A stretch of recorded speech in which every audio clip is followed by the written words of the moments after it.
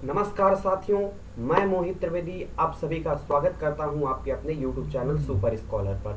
तो भाई दोस्तों, जैसा कि आप सभी को पता है, हम लोग यूपी स्पेशल की लाइव क्लास कर रहे थे। 2 लाइव क्लास हम लोग कर भी चुके हैं, लेकिन लाइव में कुछ दिक्कत आ रही है, तो इस वजह से लाइव क्लास आपकी नहीं हो पाएगी। लेकिन आपको यूपी स्पेशल के उत्तर प्रदेश विशेष के जो वीडियो हैं और इसकी पीडीएफ है वो आपको लगातार मिलती रहेगी। जरूरी ये नहीं है कि आपकी क्लास लाइव हो, जरूरी आपके लिए ये है कि आपका अध्ययन नहीं रुकना चाहिए। ठीक है, तो आप लोग वीडियो को पूरा देखिए और यहाँ पे जो भी क्वेश्चंस हैं ये यूपी लेखपाल के लिए या अन्य उत्तर प्रदेश की जो भी परीक्षाएं हैं उनके लिए बहुत ज़्यादा इम्पॉर्टेंट हैं। ठीक है, तो आज का ये पार्ट नंबर 3 है। पार्ट 1 और 2 ऑलरेडी हो चुके हैं और आज के इस सेगमेंट में हम लोग करेंगे कुल 20 सवालों को। और देखिए आप 20 में से कितने सही कर पाते हैं, आपकी तैयारी का स्तर क्या है। तो चलिए, पहला सवाल है साथियों, जिसमें हमसे पूछा है, एक मिनट, हाँ, सवाल में हमसे पूछा है कि सबला योजना प्रदेश में कब लागू की गई। ठीक है, सबला योजना प्रदेश में कब लागू की गई। ऑप्शन है आपके 22 फरवरी 2011 को, 18 फरवरी 2011 को, 9 अगस्त 2019 को या 17 मई 2011 को। तो देखो भाई, जो आपकी सबला योजना थी, सबला योजना आपकी लागू की गई थी 22 फरवरी 2011 को। कब लागू की गई थी? 22 फरवरी 2011 को यह योजना लागू की गई थी। और इस योजना का उद्देश्य बालिकाओं में शैक्षिक सुधार लाना था। ठीक है, मतलब जो बालिकाएं या जो किशोरियां विद्यालय नहीं जा सकती हैं, तो उनकी पढ़ाई में परिवर्तन लाना या उनकी शिक्षा में सुधार लाना इस योजना का प्रमुख उद्देश्य है। ठीक है, और ये लगी कब, या अपने उत्तर प्रदेश में लागू कब हुई? तो ये लागू हुई थी 22 फरवरी 2011 को। तो योजना की डेट आपको बहुत ज़्यादा इंपॉर्टेंट है, याद रखनी है कब लागू हुई थी। ठीक है, और अगली योजना है, प्रदेश में मुख्यमंत्री सामूहिक विवाह योजना कब लागू हुई। आप सभी को पता है उत्तर प्रदेश में मुख्यमंत्री सामूहिक विवाह योजना चलाई जा रही है, तो इसकी डेट इंपॉर्टेंट है, ये कब लागू हुई। तो देखो भाई, उत्तर प्रदेश में मुख्यमंत्री सामूहिक विवाह योजना की जो डेट है वो है आपकी 3 अक्टूबर 2017 को। कब लागू हुई है? ये लागू हुई है आपकी 3 अक्टूबर 2017 को। उत्तर प्रदेश में मुख्यमंत्री सामूहिक विवाह योजना लागू हुई। ठीक है भाई, चलिए अगला। अब यहाँ पे कुछ आपकी प्रमुख योजनाएं हैं जो आपसे अक्सर परीक्षाओं में पूछी जाती हैं, तो उनको भी हम देख लेते हैं। तो देखो भाई, 18 अप्रैल 2017 को उत्तर प्रदेश में प्रधानमंत्री फसल बीमा योजना लागू हुई थी। कब लागू हुई थी? 18 अप्रैल 2017 को प्रधानमंत्री फसल बीमा योजना लागू हुई। और 16 दिसंबर 2017 को न्याय ग्राम परियोजना लागू हुई थी। ठीक है, न्याय ग्राम परियोजना हमारे जो राष्ट्रपति हैं रामनाथ कोविंद के द्वारा इलाहाबाद में इसका शुभारंभ किया गया था 16 दिसंबर 2017 को। और 24 जनवरी 2018 को मुख्यमंत्री समग्र ग्राम विकास योजना लागू की गई थी। और 30 जून 2017 को प्रदेश में निःशुल्क विद्युत कनेक्शन योजना शुरू की गई थी। ठीक है, ये देखो, जो ये है 30 जून वाली, तो 30 जून 2017 को प्रदेश में निःशुल्क विद्युत कनेक्शन योजना शुरू की गई थी। और इस योजना के अवसर पर एक ऐप भी लॉन्च किया गया था जिसका नाम है निवारण ऐप। तो सवाल आपसे यहाँ पे इस प्रकार से भी पूछ सकता है, निवारण मोबाइल ऐप का संबंध किससे है? तो निवारण मोबाइल ऐप का संबंध बिजली विभाग से है या विद्युत विभाग से है। ओके, चलिए। और 17 दिसंबर 2017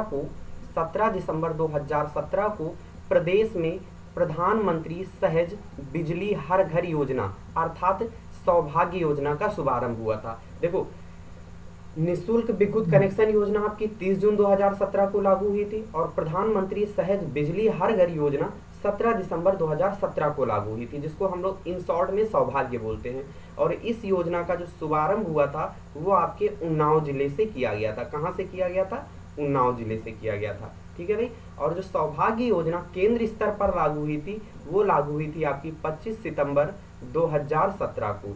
25 सितंबर 2017 को पंडित दीनदयाल उपाध्याय की जयंती होती है और इसी अवसर पर यह योजना केंद्र स्तर पर लागू की गई थी। ठीक है भाई, 1 मई 2016 को प्रधानमंत्री उज्ज्वला योजना श्री नरेंद्र मोदी के द्वारा बलिया से शुरू की गई थी। ठीक है, तो ये भी आपको याद रखना है। उज्ज्वला योजना, सौभाग्य योजना, निःशुल्क विद्युत कनेक्शन योजना, ये योजनाएं कब लागू की गई, इन सब की डेट आपको याद रखनी है। ठीक है, क्योंकि जो आपकी परीक्षा होगी, परीक्षाओं में आपसे डेट पूछी जाती है। चलिए अगला सवाल है, और अगले सवाल में आपको बताना है उत्तर प्रदेश पंचायत राज संशोधन अधिनियम कब पारित हुआ। उत्तर प्रदेश पंचायत राज संशोधन अधिनियम कब पारित हुआ। तो भाई उत्तर प्रदेश पंचायत राज संशोधन अधिनियम पारित हुआ था आपका वर्ष 1994 में। कब पारित हुआ था? वर्ष 1994 में। ठीक है भाई, चलिए अगला सवाल, और अगले सवाल में आपको बताना है प्रसिद्ध दशम अवतार मंदिर उत्तर प्रदेश में कहाँ पर स्थित है। प्रसिद्ध दशम अवतार मंदिर उत्तर प्रदेश में कहाँ पर स्थित है। तो भाई दशम अवतार मंदिर है आपका देवगढ़ में।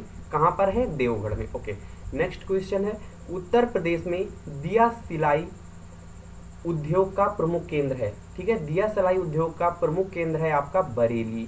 बरेली में दिया सिलाई उद्योग बहुत अधिक मात्रा में होता है, या आप यूं कह सकते हैं बरेली दिया सिलाई उद्योग का हब है। ठीक है भाई, चलिए दोस्तों, अगर वीडियो आपको पसंद आ रहा है तो इसको जरूर लाइक करो, और जितना ज़्यादा हो सके आप इसको अपने दोस्तों के साथ ज़्यादा से ज़्यादा मात्रा में इसको शेयर भी करो। ठीक है, तभी तो मज़ा आएगा पढ़ाने का। ठीक है, चलो भाई अगला सवाल देखो। पूर्वी उत्तर प्रदेश में अंग्रेजों के विरुद्ध नेतृत्व किसने किया था। अंग्रेजों के विरुद्ध विद्रोह का नेतृत्व किसने किया था। तो देखो भाई पूर्वी उत्तर प्रदेश से अंग्रेजों के विरुद्ध जो नेतृत्व किया था वो किया था आपके कुंवर सिंह ने। किसने किया था? कुंवर सिंह ने। और नाना साहब और तात्या टोपे ने इन्होंने कानपुर से अंग्रेजों के खिलाफ नेतृत्व किया था, जबकि रानी लक्ष्मीबाई ने इन्होंने झांसी और ग्वालियर से अंग्रेजों के खिलाफ नेतृत्व किया था। ठीक है भाई, यहाँ तक आई होप कि आप लोगों को चीज़ें बिल्कुल स्पष्ट होंगी। और अगला सवाल है कौन सा उत्तर प्रदेश का परंपरागत उद्योग है। तो भाई ये सवाल, जितने भी सवाल हैं सारे के सारे सवाल आपकी पिछली किसी न किसी परीक्षा में पूछे गए हैं, और ये सवाल भी आपका पूछा गया था पीसीएस प्री 2016 में। तो देखो भाई उत्तर प्रदेश का जो परंपरागत उद्योग है वो है आपका चीनी उद्योग। क्या है? चीनी उद्योग। ठीक है, तो एक सवाल है आप लोगों से, आपको बताना है सबसे ज्यादा चीनी मिलें उत्तर प्रदेश में है या महाराष्ट्र में है। ठीक है, सबसे ज्यादा चीनी मिलें उत्तर प्रदेश में है या महाराष्ट्र में है। इसका उत्तर आप लोगों को कमेंट बॉक्स में टाइप करके बताना है। चलिए भाई अगला सवाल है, और अगला सवाल है आपका उत्तर प्रदेश में राजस्व का प्रमुख स्रोत है। उत्तर प्रदेश में राजस्व का प्रमुख स्रोत है। ऑप्शन है आपके कुछ इस प्रकार से, राज्य उत्पाद कर, स्टाम्प एंड रजिस्ट्रेशन कर, व्यापार कर, या राजस्व कर। तो देखो प्यारे साथियों, उत्तर प्रदेश में जो राजस्व का प्रमुख स्रोत है वो है आपका व्यापार कर। ठीक है, सबसे ज़्यादा जो टैक्स मिलता है वो हमें व्यापार के माध्यम से मिलता है। किसके माध्यम से? व्यापार के माध्यम से। ओके, कुछ फैक्ट्स हैं उनको भी हम लोग समझ लेते हैं, जान लेते हैं। प्रदेश में व्यापार कर का प्रमुख योगदान है। ठीक है, प्रदेश में कुल राजस्व में व्यापार कर 57%, जो 57% आपका कर आता है वो आपका आता है व्यापार कर के माध्यम से। ठीक है, और दूसरे नंबर में आपका भू राजस्व कर आता है। कौन सा कर आता है? भू राजस्व कर आपका दूसरे स्थान पर आता है। ठीक है, और सबसे ज़्यादा जो हमें राजस्व मिलता है वो हमें मिलता है गाजियाबाद जिले से। तो सवाल यहाँ पर एक और आपका बन जाता है, उत्तर प्रदेश को सबसे अधिक राजस्व किस जिले से मिलता है? तो वो है आपका गाजियाबाद जिले से। और सबसे अधिक राजस्व किसके माध्यम से मिलता है? तो भाई वो हो जाएगा आपका व्यापार के माध्यम से। व्यापार के माध्यम से जो हमें टैक्स मिलता है, कर मिलता है, वो 57% मिलता है। कितना मिलता है? 57%। ठीक है भाई, चलिए अगला सवाल, उत्तर प्रदेश में कौन सा जोन सबसे अधिक व्यापार कर संग्रह करता है। ठीक है, कौन सा जोन सबसे अधिक व्यापार कर संग्रह करता है? तो भाई सबसे अधिक व्यापार कर संग्रह करने वाला जोन है आपका लखनऊ जोन। ठीक है, व्यापार जोनों के मामले में उत्तर प्रदेश को 20 जोनों में बांटा गया है। तो उस 20 जोनों में जो सबसे ज्यादा व्यापार कर का संग्रह करता है वो है आपका लखनऊ, जबकि सबसे अधिक राजस्व संग्रह या टैक्स या कर जिस जिले से आता है वो है आपका गाजियाबाद। कुछ फैक्ट्स हैं उनको भी देख लो। प्रदेश में कुल 20 व्यापारिक जोन हैं, ये चीज मैंने आपको पहले ही बता दी, जिनमें व्यापार कर का सर्वाधिक संग्रह क्रमशः पहले लखनऊ, ठीक है, पहले नंबर पे लखनऊ है, दूसरे नंबर पे कानपुर है, तीसरे नंबर पे गाजियाबाद है और चौथे नंबर पे नोएडा है। यहाँ पर आप कंफ्यूज मत होइएगा, यहाँ पर व्यापार कर की बात कर रहा है तो व्यापार कर के मामले में गाजियाबाद तीसरे नंबर पर है, जबकि कुल कर के मामले में गाजियाबाद पहले नंबर पर है। ठीक है, और सबसे कम जो संग्रह होता है वो होता है आपका झांसी जोन से। ठीक है, सबसे अधिक लखनऊ जोन से और सबसे कम झांसी जोन से होता है। अगला सवाल है, और सवाल है कर्मा लोक नृत्य कहाँ किया जाता है। कर्मा लोक नृत्य कहाँ किया जाता है, तो भाई कर्मा लोक नृत्य आपका किया जाता है मिर्जापुर में। कहाँ पर किया जाता है, मिर्जापुर में। बहुत इंपॉर्टेंट सवाल है, जितने के जितने सवाल आप कर रहे हैं सारे के सारे महत्वपूर्ण हैं। तो चलिए मिर्जापुर के लोक नृत्यों के बारे में आप समझ लीजिए। चोलर नृत्य, तो चोलर नृत्य मिर्जापुर सोनभद्र की जनजातियों के द्वारा किया जाता है। और किस लिए किया जाता है, अच्छी फसल के लिए, अच्छी फसल की वर्षा के लिए। ठीक है, अच्छी फसल और वर्षा के लिए जो नृत्य किया जाता है वह है चोलर नृत्य। और किसके द्वारा किया जाता है, तो मिर्जापुर और सोनभद्र की जनजातियों के द्वारा किया जाता है। ठीक है, ओके। अगला सवाल है कर्मा और सीला नृत्य। तो कर्मा और सीला नृत्य खरवार जनजाति के द्वारा मिर्जापुर और सोनभद्र में किया जाता है। ठीक है, खरवार जनजाति के द्वारा मिर्जापुर और सोनभद्र में किया जाता है कर्मा और सीला नृत्य। ढर कहारी नृत्य, यह भी आपका मिर्जापुर और सोनभद्र का नृत्य है। और इसके बाद है ढडिया नृत्य। तो ढडिया नृत्य भी आपका मिर्जापुर और सोनभद्र का नृत्य है। यह सरस्वती या देवी के चरणों में अर्पित एक प्रकार का नृत्य है। ठीक है भाई, कुछ यहाँ पर प्रमुख नृत्य दे रखे हैं, उनको आप लोग देख लीजिए। ये बुंदेलखंड के प्रमुख नृत्य हैं। ख्याल नृत्य, ठीक है, तो सवाल आपसे सीधे सीधे आता है, पुत्र के जन्म उत्सव पर निम्न में से कौन सा नृत्य किया जाता है। तो पुत्र जन्म उत्सव पर ख्याल नृत्य किया जाता है। और ये कहाँ का है, ये है आपका बुंदेलखंड का है। ठीक है, चलिए अगला है आपका खैरा नृत्य। खैरा नृत्य फसल कटाई के समय किया जाने वाला नृत्य है। ठीक है, जैसे पंजाब में फसल कटाई के समय बैसाखी नृत्य होता है, उसी प्रकार से बुंदेलखंड में फसल कटाई के समय खैरा नृत्य किया जाता है। ठीक है भाई, चलिए घोड़ा नृत्य। घोड़ा नृत्य मांगलिक उत्सवों पर घोड़ों को विभिन्न वाद्य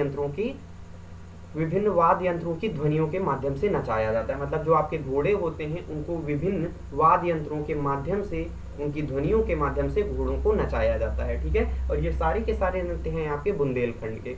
अगला है आपका धुरिया नृत्य। तो धुरिया नृत्य कुम्हार समुदाय के लोगों के द्वारा किया जाता है। किसके द्वारा, कुम्हार समुदाय के लोगों के द्वारा। और इस नृत्य की जो विशेषता है क्या है, इस नृत्य में पुरुष महिलाओं का रूप धारण करते हैं। तो एक सवाल यहाँ पर इस प्रकार से बनेगा, किस नृत्य में पुरुष महिलाओं का रूप धारण करते हैं। आपको 4 ऑप्शन दे देगा, खैरा नृत्य, ख्याल नृत्य, घोड़ा नृत्य या धुरिया नृत्य। तो जब आपने पूरा पढ़ा होगा तभी आप इसका सही उत्तर बता पाओगे। ठीक है, तो धुरिया नृत्य में पुरुष जो होते हैं वो महिलाओं का रूप धारण करते हैं। और देवी नृत्य, ये बुंदेलखंड का देवी नृत्य है जो कि देवी को समर्पित है। ठीक है, चलिए राई नृत्य। राई नृत्य भी आपका बुंदेलखंड का है।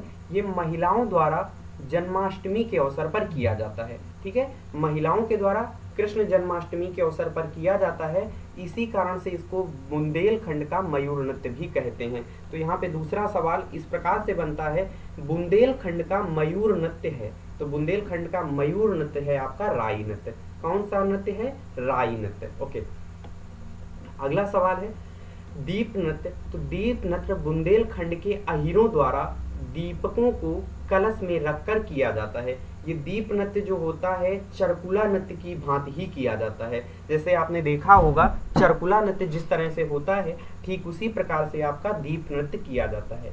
लेकिन दीप नृत्य का संबंध है आपका बुंदेलखंड के अहीरों से।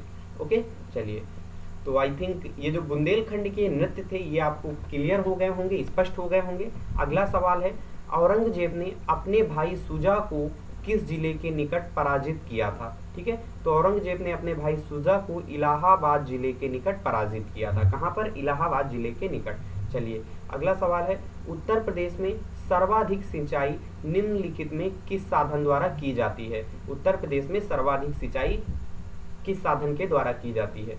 तो देखो भाई, उत्तर प्रदेश में सर्वाधिक सिंचाई जो की जाती है वो की जाती है कुएं और नलकूपों के माध्यम से। किसके माध्यम से, कुओं और नलकूपों के माध्यम से। ठीक है, कुएं और नलकूप के माध्यम से उत्तर प्रदेश में सर्वाधिक सिंचाई की जाती है।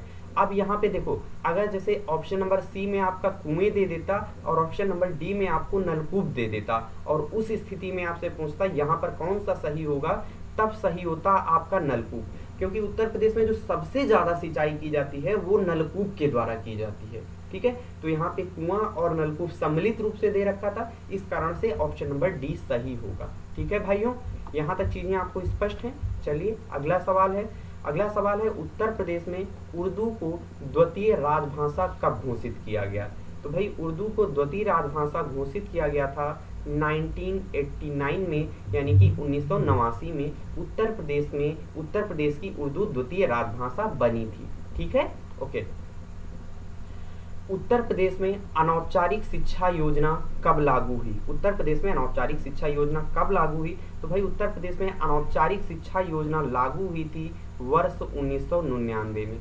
कब लागू हुई थी? वर्ष 1999 में। ठीक है, मैं सारे ऑप्शंस नहीं रीड कर रहा हूं ताकि आपका टाइम भी बचे और आप ज्यादा से ज्यादा सवाल कर सकें। ठीक है, तो वीडियो को लाइक जरूर कीजिए और चैनल को सब्सक्राइब कीजिए और शेयर भी जरूर कीजिए, ताकि आपको इसी प्रकार के अधिक से अधिक वीडियो मिलते रहे। ओके, अगला सवाल, और अगला सवाल बहुत अच्छा सवाल है। उत्तर प्रदेश राज्य में थारू जनजाति द्वारा लठ भरवा, देखो भाई यहाँ पे ये आपको याद रखना है, लठ भरवा। ठीक है, लठ भरवा भोज कब दिया जाता है? तो देखो ये जो लठ भरवा भोज होता है ये दिया किसके द्वारा जाता है? तो ये थारू जनजाति के द्वारा दिया जाता है। और कब दिया जाता है? तो ये आपका दिया जाता है विधवा विवाह के अवसर पर। कब दिया जाता है? विधवा विवाह के अवसर पर लठ भरवा भोज थारू जनजाति के द्वारा दिया जाता है। ठीक है, और थारू जनजाति जो है ये अपने आप को किरात वंशी मानते हैं। कौन सा वंशी मानते हैं? किरात वंशी मानते हैं। ये सवाल भी आपसे पूछा गया था किसी परीक्षा में, थारू जनजाति के लोग अपने आप को किस वंश का मानते हैं? तो ये किरात वंशी मानते हैं। और एक महत्वपूर्ण सवाल यहाँ पर यह भी बनता है, कौन सी जनजाति है जो दिवाली को शोक पर्व के रूप में मनाती है? तो थारू जनजाति के लोग दिवाली को शोक पर्व के रूप में मनाते हैं। ठीक है, ये दिवाली शोक पर्व के रूप में मनाते हैं। और इनका जो प्रमुख त्योहार है, इनका प्रमुख त्योहार है बजहर। कौन सा है? बजहर इनका प्रमुख त्योहार है, जो कि जेठ के महीने में मनाया जाता है। तो ये चारों के चारों फैक्ट्स आपको आई होप क्लियर हो गए होंगे। ओके, अगला सवाल। अगला सवाल है आपका, किस जिले में अनुसूचित जनजाति का प्रतिशत सर्वाधिक है? तो भाई अनुसूचित जनजाति का प्रतिशत सर्वाधिक है आपका लखीमपुर खीरी में। ठीक है, अनुसूचित जनजाति का सर्वाधिक प्रतिशत है आपका लखीमपुर खीरी में। और लखीमपुर खीरी में अनुसूचित जनजाति के लिए महाविद्यालय की भी स्थापना की गई है। सवाल दूसरा यहाँ पर इस प्रकार से बनेगा, अनुसूचित जनजाति के लिए महाविद्यालय की स्थापना कहाँ की गई है? तो वो की गई है आपकी लखीमपुर खीरी जिले में। ओके, उत्तर प्रदेश की सबसे लंबी नहर कौन सी है? तो भाई ऑप्शन है आपके ऊपरी गंग नहर, शारदा नहर, आगरा नहर या निचली गंग नहर। तो देखो प्यारे साथियों, उत्तर प्रदेश की सबसे लंबी या क्षेत्रफल में सबसे बड़ी नहर है आपकी शारदा नहर। कौन सी नहर? शारदा नहर। ठीक है, ओके। उत्तर प्रदेश में रानी लक्ष्मीबाई बांध परियोजना किस नदी पर है? रानी लक्ष्मीबाई बांध परियोजना किस नदी पर है? ठीक है, तो रानी लक्ष्मीबाई बांध परियोजना है आपका बेतवा नदी पर। किस नदी पर है? बेतवा नदी पर है। जैसे आपको पता होगा सोन नदी पर कौन सा, आपको एक सवाल आपको मैं देता हूँ, इसका उत्तर आप लोग बताओगे। ठीक है, कि आप पढ़ भी रहे हो कि नहीं पढ़ रहे हो। तो सवाल है आपका, सोन नदी पर कौन सा बांध स्थित है? ठीक है, सवाल पुनः मैं दोहराता हूँ, सोन नदी पर कौन सा बांध या कौन सी परियोजना स्थित है? इसका उत्तर भी आपको कमेंट बॉक्स में टाइप करना है। मैंने 2 सवाल अभी तक आपसे पूछे हैं और दोनों के दोनों उत्तर आपको कमेंट बॉक्स में टाइप करने हैं। चलिए अगला सवाल है, राज्य में देव छठ का मेला कहाँ लगता है? तो राज्य में देव छठ का मेला आपका लगता है दाऊजी में। कहाँ लगता है? दाऊजी में। अब ये दाऊजी है कहाँ? तो ये दाऊजी है आपका मथुरा में। कहाँ पर है? दाऊजी आपका पड़ता है मथुरा में, और मथुरा में ही या दाऊजी में ही आपका देव छठ का मेला लगता है। ओके, अगला सवाल और अंतिम सवाल है, उत्तर प्रदेश में शारदा नहर प्रणाली का निर्माण कार्य किस वर्ष प्रारंभ किया गया? ठीक है, शारदा नहर का जो निर्माण वर्ष है वो कौन सा वर्ष है? तो देखो भाई, शारदा नहर का जो निर्माण हुआ था वो 1920 में प्रारंभ हुआ था। कब प्रारंभ हुआ था? 1920 में स्टार्टिंग हुई थी इसकी, ठीक है, और 1928 में ये आपका एंड हो गया था। मतलब 1928 में ये परियोजना आपकी बनकर के तैयार हो गई थी। अब बात आती है शारदा नहर आपकी निकली कहाँ से है? तो शारदा नहर आपकी नेपाल की सीमा के पास एक स्थान पड़ता है, बनवासा स्थान। कौन सा स्थान? बनवासा स्थान। तो बनवासा नामक स्थान से शारदा नहर आपकी निकलती है। तो ये सारे के सारे फैक्ट्स आपको क्लियर हो गए होंगे। 1920 इसका निर्माण वर्ष और 1928 में ये आपकी बन करके तैयार हो जाती है। तो आज के ये 20 सवाल आपको कैसे लगे जरूर कमेंट बॉक्स में टाइप करिए, और इस वीडियो को जितना हो सके उतना अपने साथियों के साथ अपने स्टडी ग्रुप में ज़्यादा से ज़्यादा शेयर कीजिए, ताकि हमें अगले वीडियो बनाने के लिए मोटिवेशन मिल सके। और वीडियो को जरूर लाइक कीजिए, चैनल को सब्सक्राइब कीजिए। तो आज का वीडियो मैं यहीं पर समाप्त करता हूँ, और कल फिर मैं इसी उत्तर प्रदेश विशेष पर वीडियो लेकर के मिलूंगा, और कल भी होंगे आपके 20 सवाल। तो आज आप लोग ये बताइए 20 सवालों में आपने कितने सवाल सही किए हैं। और जिनको इसका पीडीएफ चाहिए तो पीडीएफ के लिए टेलीग्राम चैनल का नीचे लिंक दिया है, वहां पर क्लिक कर लें, आपको टेलीग्राम में इसका पीडीएफ मिल जाएगा। तब तक के लिए thanks for watching me, happy study, have a nice day, जय हिंद।